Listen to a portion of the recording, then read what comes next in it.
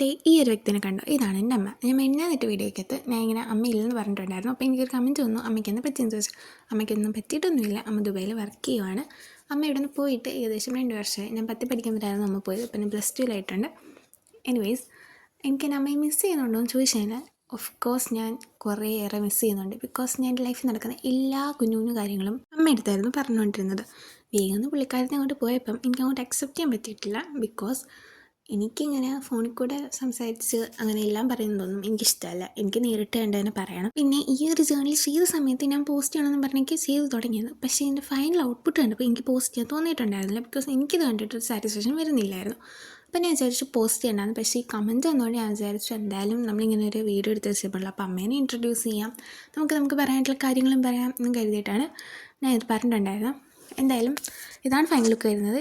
Like ചെയ്യണം, കണ്ടാൽ മാത്രം പോലും ലൈക്കും കൂടിയൊക്കെ തരാം. ഇത്ര കഷ്ടപ്പെട്ട്